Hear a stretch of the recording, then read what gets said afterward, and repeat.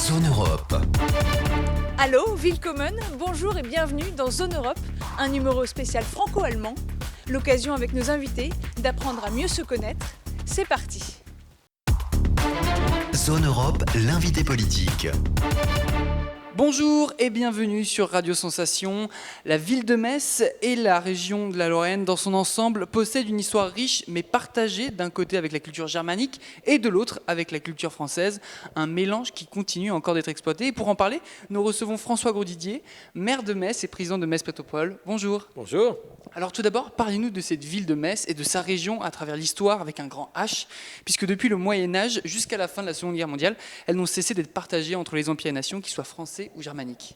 Alors c'est toute son histoire. D'abord, nous sommes très proches de la ville de Trèves. On dit souvent c'est notre ville jumelle et ce sont deux villes qui ont une histoire quasiment trimillénaire. Fondées avant l'arrivée des Romains, qui ont été deux villes importantes de l'Empire romain, qui sont toujours liées aujourd'hui à travers ce quatropole, qui associe également à ces deux villes Luxembourg et Sarrebruck, et donc qui étaient deux des villes les plus importantes de l'Empire romain et du monde connu jusqu'au Moyen-Âge. Mais pendant tout le deuxième millénaire, Metz a été à la fois particularité, c'est d'être attaché au monde germanique, souvent dans le Saint-Empire romain germanique, tout en étant francophone. Ça a été la marque, mais faut se rappeler que la Sarre aussi était francophone, que tout un morceau de l'Allemagne actuelle était francophone, tout en étant libre au sein du Saint-Empire romain germanique. Metz c'était un évêché indépendant, puis une république indépendante pendant 3 siècles, et a commencé 5 siècles avant la République française, même si c'était une république oligarchique. Pour ça d'ailleurs que les ducs de Lorraine, n'ayant pas Metz sur leur terre, ont été obligés de s'inventer une capitale, de la construire ex nihilo au XIe siècle. Ça a été Nancy, dans une boucle de la Meurthe. Donc Metz, c'est à la fois l'histoire d'une ville de culture française, sans cesse ballottée entre la France et l'Allemagne, déjà entre le Royaume de France et le Saint-Empire romain germanique, avant de l'être entre la République française et l'Empire allemand. Et comment ce mélange a impacté la ville et même la région ? Sur quoi ? Sur l'architecture, la culture, les traditions ? Metz, c'est à la fois une ville extrêmement attachée à la France culturellement, peut-être plus que la Moselle-Est ou que l'Alsace, mais revendiquant totalement cette dimension européenne. Et Metz, sur un plan architectural, est une ville magnifique dans laquelle on a bien l'influence française classique, l'influence italienne également, qui est très fortement présente autour de la place de la Comédie et ailleurs, et bien sûr l'influence allemande, avec la construction de cette nouvelle ville, de la ville impériale pendant le presque demi-siècle de l'annexion, avec des constructions assez monumentales comme la gare à la Poste et la construction de tout un nouveau quartier absolument remarquable. Et pour vous, c'est important de sauvegarder la mémoire de ce mélange de cultures ? C'est tout ça ensemble qui a fait Metz. C'est à la fois cette beauté architecturale, c'est aussi cette structuration. L'empereur Guillaume a été le baron Haussmann de Metz, avec un réseau viaire particulièrement bien structuré, qui fait d'ailleurs que Metz a pu pendant longtemps se passer de transport en commun en site propre, parce qu'on circulait beaucoup mieux à Metz jusqu'à la fin des années 90. On était toujours bénéficiaire d'un système viaire nettement en avance sur les agglomérations comparables. On a aussi souffert de ça, le retard universitaire, même l'anéantissement universitaire de Metz, qui s'était vu créer une faculté à Metz en même temps qu'à Nancy par Napoléon Ier. Ce développement universitaire a été totalement réduit, avant même l'annexion, par l'organisation de la ville en bastion par et pour l'armée. L'enseignement supérieur avait été accaparé par l'enseignement militaire. Et donc, problème de Metz, c'est que ça a été soit une citadelle, un bastion de la France face à l'Allemagne, ou de l'Allemagne face à la France, ce qui lui était très préjudiciable. Mais dès que l'Europe était en paix, que ce soit dans l'Empire romain ou depuis la construction de l'Union européenne, au contraire, la Metz est en position de carrefour et c'est une opportunité de prospérité extraordinaire. Et comment Metz prend en main cette opportunité aujourd'hui ? Eh bien, il y a deux façons. Une façon physique, c'est déjà le développement des infrastructures. On était à la croisée des deux grandes routes de l'Empire, entre Reims et Strasbourg et entre Lyon et Trèves. On est aujourd'hui, on est à la croisée des autoroutes, on a des infrastructures portuaires, fluviales, on a la première gare de triage de France, quoi. On a des infrastructures logistiques extraordinaires. Ça, c'est sur un plan physique et sur un plan culturel. Nous sommes comprendre qu'on 100 000 Mosellans travaillent tous les jours au Luxembourg. Donc ils sont par essence biculturels, quoi. Ils habitent à un endroit et travaillent à l'autre. Alors nous avons des efforts à faire, malgré tout, nous nous rendons compte, sur l'apprentissage de la langue du voisin. Nos voisins sont beaucoup plus, les luxembourgeois ou les sarrois parlent davantage le français que les mosellans. Ils ne parlent pas le luxembourgeois et ils parlent finalement assez peu l'allemand. Donc nous avons deux écoles biculturelles à Metz, nous voulons les développer et puis systématiquement, quand ce n'est pas fait dans le milieu scolaire, développer dans le périscolaire l'apprentissage précoce de la langue du voisin. C'est souhaitable de le faire pour tout le monde et sur tous les territoires sur l'anglais, mais chez nous, c'est indispensable de le faire sur l'allemand. Et puis, c'est comme la natation avec les bébés nageurs. Plus tôt on le pratique, plus c'est facile et naturel. L'oreille se forme beaucoup plus facilement chez des enfants de fin de maternelle ou de primaire qu'après l'entrée au collège. Et comment cela se fait-il que l'allemand ne soit pas plus présent dans la vie des Messins, des Lorrains ? C'était pas forcément la volonté de vos prédécesseurs ? Non. Alors, de mes prédécesseurs directs, si Jean-Marie Roche a été un des premiers acteurs dès les années 70 du rapprochement avec l'Allemagne. Lui-même était bilingue, était né à la frontière de l'Allemagne. C'est lui qui a eu l'idée du quatropole, Metz, Luxembourg, Trèves, Sarrebruck, contre l'avis de l'État français qui considérait qu'il avait le monopole des relations étrangères et même lui avait tapé sur les doigts pour en avoir pris l'initiative.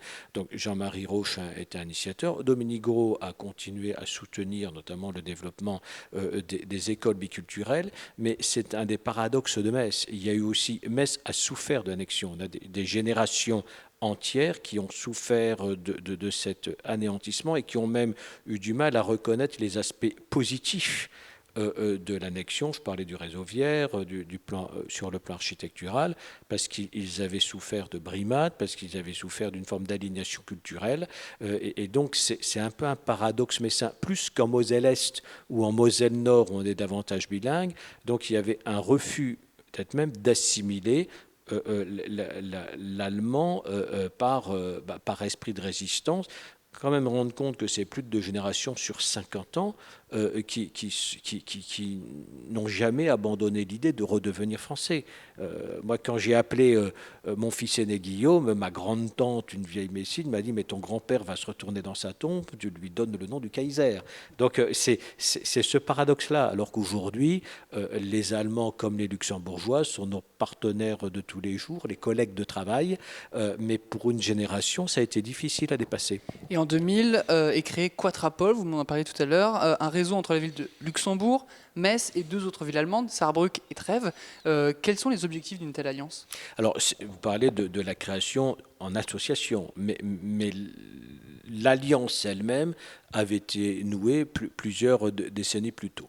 Eh bien, c'est de rapprocher ces villes, à la fois sur un plan culturel, sur un plan amical, sur un plan éducatif, sur un plan touristique, c'est-à-dire ce sont des échanges permanents sur les problématiques de nos villes, mais c'est aussi le fait, par exemple, de vendre une destination touristique en Europe qui comporte ces 4 villes. C'est-à-dire de dire, vous venez de plus loin en Europe, eh bien, quand vous visitez Metz, vous visitez également Trèves, Luxembourg et Sarrebruck, et réciproquement.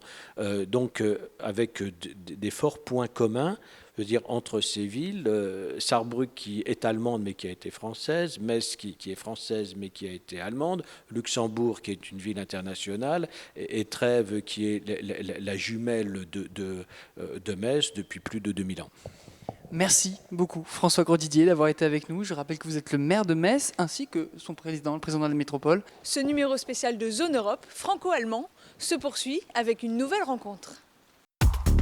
Zone Europe. Hallo und willkommen im Radio Sensation. Dankeschön. Je reçois aujourd'hui le chef allemand David Görne. Je l'ai bien dit. richtig. Ja, genau, so.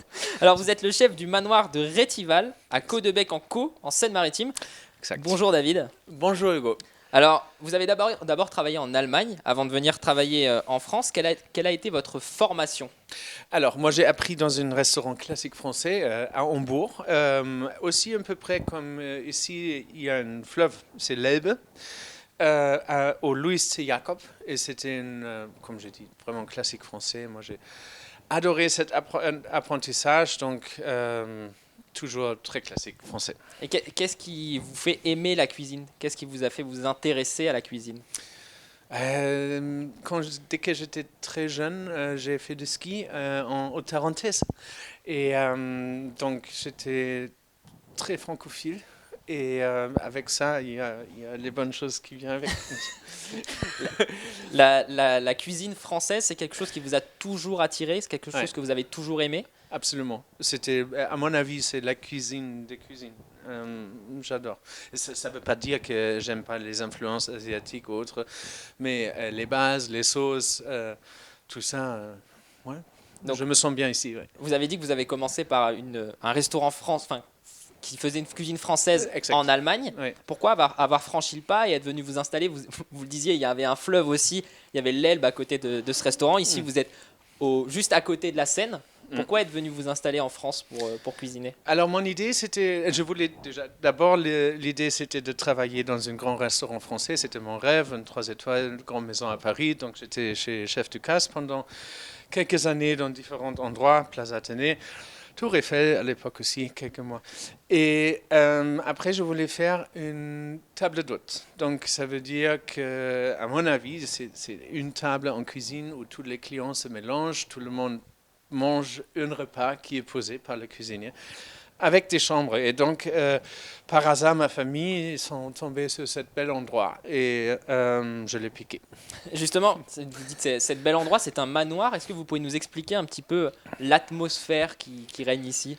Alors, l'atmosphère, qu'est-ce que je veux bien transporter, que les clients se sont décontractés et à la maison, style grand-mère à la campagne. Mais à côté, on fait bien sûr notre cuisine qui doit être, sans question, mangeable. Alors, vous parlez de cuisine mangeable. Je pense que tout ce que vous faites doit quand même être mangeable. J'espère. Parce que votre restaurant et votre établissement est étoilé. Oui, on a une étoile au Guide Michelin depuis 2016. D'accord. Et qu'est-ce que ça représente pour vous, une étoile? Alors, est-ce que ça change quelque chose déjà? Alors, pour nous, le plus important, c'est que les clients ils partent avec un sourire, ils reviennent. Voilà. Et tout ce qui est à côté, c'est une super reconnaissance pour notre travail, pour le travail de toute l'équipe, il faut dire. Normalement, on a une grande équipe. Et c'est pas le chef lui-même qui reçoit cet honneur, c'est toute la maison. Et je trouve pour nous, c'était super, c'était bien pour toute l'équipe.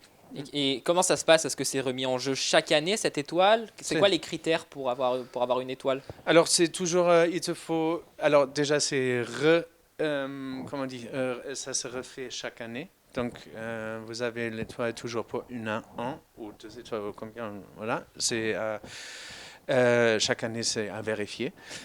Et... le premier étoile, on dit que c'est une cuisine remarquable. Deuxième étoile, ça vaut un voyage, ça vaut un détour. Et troisième étoile, ça vaut un voyage. Voilà, ça c'est le guide Michelin qui dit ça. Et vous, votre objectif, c'est que ça valent un voyage de venir ici? Non, ou alors non, pas du tout. C'est simplement de donner un sourire aux gens? Non, c'est bon. Moi, je me sens bien. J'ai assez de cheveux gris déjà. C'est bon.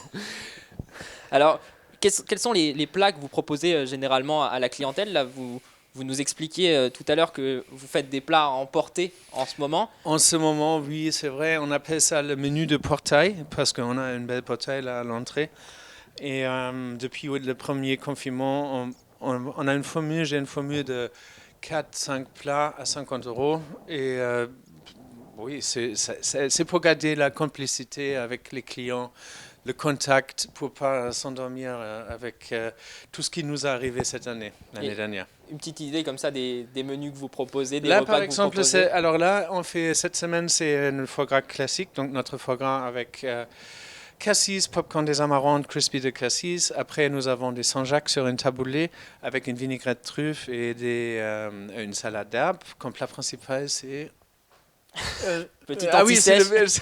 c'est le filet de bœuf avec asperges vertes et une sauce au poivre. Et comme dessert, il y a un gâteau au chocolat, fruit de la passion. Comment est-ce que vous imaginez tous ces plats? C'est Comme ça vous passe par la tête pendant que vous dormez? Oui, mais vous savez, quand vous travaillez pour un chef, vous prenez toujours les plats qui vous plaisent le mieux avec vous.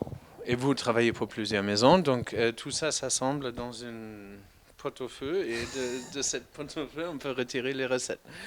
Alors, vous avez parlé de toutes les grandes maisons que vous avez pu faire, et ensuite la chance que vous avez eue de vous installer ici dans ce manoir. Quel est votre plat, ou quels sont vos plats signature, les plats que vous réussissez le mieux? Alors, comme notre entrée, c'est toujours le foie gras, donc le foie gras, je le compte sur notre plat signature. Moi, j'adore de travailler la truffe. Donc, on a une truffe cuite entière sous la cendre, ça s'appelle. Moi, j'ai mangé ça la première fois chez Chef Ebaline, auberge de Lille, en Alsace. Et ça, je voulais toujours amener ici, donc ça, on fait aussi. Moi, j'adore de travailler tout ce qui vient de la mer ici, on est proche, donc c'est selon des arrivages, selon des envies de cuisinier, on s'adapte. Et il ne faut pas oublier que nous avons notre propre champ où on fait pousser nos légumes. C'est important pour vous, ça? Très important, super important. Notre champ, c'est vraiment beau, c'est à 20 minutes d'ici. Et là, on fait pousser, bien sûr, selon des saisons, logique, les légumes, et selon qu'est-ce que le champ nous donne, on fait toujours une salade de légumes. D'accord. Il y a toujours 20 différents légumes dedans, avec différentes garnitures. Mais ça, c'est pas à emporter, c'est que ici. C'est trop, on ne peut pas faire ça à emporter. Et ça, c'est une plat qui me pose en... Qui vous tient à cœur. Oui, super. Et qui est d'ailleurs aussi remarquable, parce que tout le monde pense toujours que les légumes, c'est quelque chose un peu ordinaire, mais non, pas du tout. C'est très important. Quand c'est bien travaillé, je suppose que... Et c'est beaucoup de travail, ouais. On peut dire ça. Ouais. Alors, je le disais, vous êtes originaire d'Allemagne. Alors, Oui. Vous avez passé vos vacances de manière francophile en France quand vous étiez plus jeune. Et vous avez eu l'occasion également de voyager un peu dans le monde entier, notamment Absolument, en Asie. c'était... Est-ce que vos voyages inspirent votre cuisine aussi? Absolument. Moi, l'Asie, j'ai fait presque tous les pays, de Vietnam, Laos, Cambodge, Japon, la Chine, je ne sais pas. Dans chaque voyage, je fais toujours une école de cuisine. Soit c'est pour les particuliers, soit pour les pros. C'est intéressant parce qu'on apprend des nouvelles techniques. Et ça, on utilise chez nous aussi. Donc, par exemple, je ne sais pas, on a une poudre de riz, par exemple, thaïlandaise, salade de mangue. Et tout ça, on peut incorporer, on dit ça comme ça, dans la cuisine que moi j'appelle classique français avec des influences de voyage. Voilà, bon terme. Et quelles sont les différences entre la cuisine française et la cuisine allemande, par exemple? Oula. Belle question. Déjà, la cuisine française, c'est la base de toutes les grandes cuisines avec les sauces, escoffier, avant escoffier. Donc ça, on ne peut pas vraiment comparer avec la cuisine de l'Allemagne. C'est vrai, en Allemagne, il existe des recettes, quelques-unes qui sont très, très, très bien réfléchies aussi, mais les bases sont à la française. Quels sont les plats, par exemple, les plats les plus populaires en Allemagne? Ouais, Sans rentrer dans le cliché. Sans rentrer dans les clichés, par exemple. Mais pour Noël, par exemple, à Hambourg, je viens de Hambourg, ils mangent souvent en France, ça s'appelle les saucisses viennoise, non? Oui, c'est ça. Francfort, non, des saucisses Francfort avec une salade de pommes de terre et moutarde. Ça, c'est le plat en bois pour le 24. Et après, il y a toujours des choses comme une dinde avec, par exemple, un chou rouge, des quenelles, des boules, pommes de terre et tout ça, un peu à la grand-mère. Mais vous n'avez pas une culture qu'on peut comparer avec la culture gastronomie française. Et est-ce que ça vous arrive de prendre ces plats, on va dire, traditionnels allemands, ou en tout cas qui se mangent beaucoup en Allemagne, et de les réadapter ici dans votre manoir? De temps en temps, ça arrive. On a par exemple une sauce Francfort, on a fait. Et la sauce Francfort, normalement, c'est une mayonnaise avec 7 différentes herbes, mais on peut le déstructurer, on peut faire un peu blanc avec 7 différentes herbes. On le fait en printemps avec les asperges blanches, quand la nature nous les donne. Et par exemple, avec un cabillaud, on appelle ça cabillaud Francfort, mais c'est plus un clin d'œil qu'une vraie sauce Francfort. Et pour terminer, est-ce que vous avez un conseil culinaire, quelque chose que les auditeurs de Radio Sensation pourront ajouter dans un plat qu'ils font peut-être tous les jours ou de façon régulière pour donner un meilleur goût, le petit secret du chef? Je ne sais pas si c'est un vrai secret, mais c'est qu'est-ce que moi je conseille souvent. Si on fait des pâtes à la maison, des pâtes, je ne sais pas, n'importe comment, des pâtes, ça peut être des pâtes aïe par hasard, par exemple. Et on ajoute au dernier moment un filet de citron vert. Ça donne une fraîcheur. D'accord. Et tout le monde oublie le gras qui est dedans. Et tout le monde croit que c'est frais. Que c'est ça bon. Ça monte. Et moi, j'adore à la fin un peu acide, un peu de vinaigre pour casser le goût. Si vous avez aussi un grand jus de gras et on ajoute un peu de vinaigre, mais tous à la fin. Ça bien. Donne une Juste fraîcheur. avant de servir. Exact. Très bien. Et j'essayerai. Merci beaucoup, David, d'avoir été avec Merci, nous. Hugo. Danke sehr. Sehr gerne, es war eine Freude. Vielen Dank. Je rappelle que vous êtes le chef du manoir de Rétival à Côtebec-en-Caux, en Seine-Maritime. Alors si vous passez à côté, on ne va pas hésiter à venir manger un petit coup chez vous. Dès que c'est ouvert. Dès que ça rouvrira. Voilà. Avant de se quitter, un petit clin d'œil aux expressions populaires. Comment dit-on pleuvoir en abondance en France et en Allemagne? Regardez. Zone Europe, expression d'ici et d'ailleurs. En Allemagne, on dit « Es regnet Katzen und Hunde », ce qui signifie « il pleut des chats et des chiens ». Les Français disent « pleuvoir comme vache qui pisse ». Zone Europe, c'est terminé. Vous pouvez retrouver cette émission en podcast audio et vidéo sur notre site et notre application Radio Sensation. Merci et au revoir. Tchuss! Zone Europe sur Sensation.